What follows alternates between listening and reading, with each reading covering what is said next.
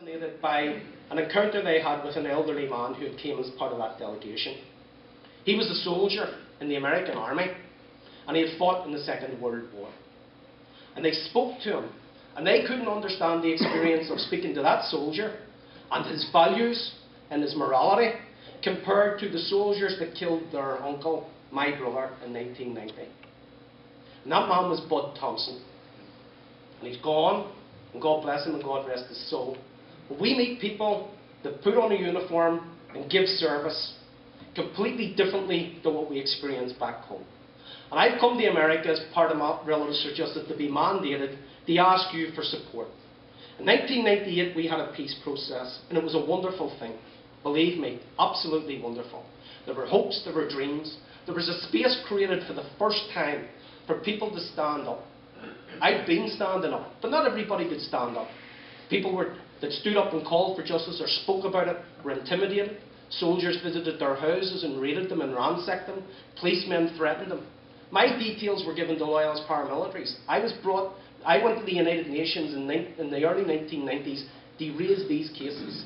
And the week before I went, I was arrested and told that my details would be given to loyalist paramilitaries and they would encourage them to shoot me if I went to Geneva. I went. But not everybody could stand up and do that.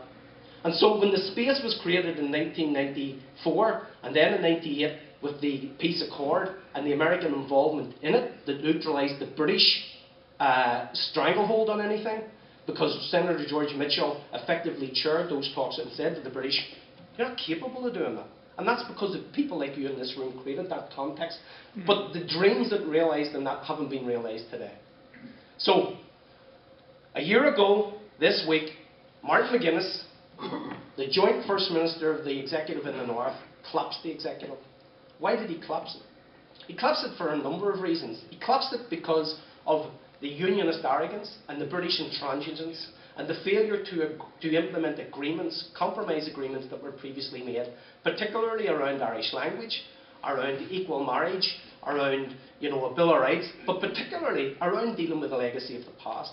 Because when those families stood up and took that space, we began to go to the international courts, we began to go to the domestic courts, we began to investigate the cases, and we began to pursue justice.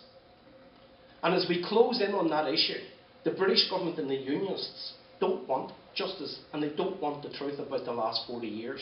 They don't want it, because it's an unpalatable truth for them. The unionists were in the front line, and their frontline security forces doing their bidding. And the British government were in the background pulling the strings and directing. In this room tonight, there are two people who have lost. There's a relative of John Boyd, a 15-year-old schoolboy, shot down by the SAS, the brave SAS that you hear about, ambushed a 15-year-old boy unarmed and shot him in a field and killed him. They walked away from the incident, not even as much as being questioned. In this room tonight is Jared Main, whose mother, Maura Main, along with her 19-year-old sister, Dorothy Maguire, were shot dead by British soldiers in Cape Street in October 1971. What were they doing? They were warning the district that the raiding parties and the ransacking parties and the beating squads had arrived in the form of the British Army. They were kicking in doors and dragging men off, putting them into Saracens and Land Rovers, driving them to detention centres, beating them and torturing them, putting electrodes in their genitals, tying them to radiators, putting sensory deprivation noise into them, doing all sorts of things to them that would defy any logic, any humanity, and was against international and domestic law. And so those women, as part of a group of young people and activists, went round the areas warning that they were coming. And when they circulated the area the first time, they gave the order, that car comes around again, shoot to kill. 4 people were in the car. Maura and Dorothy were in the back. And they were shot dead as they came around the second time.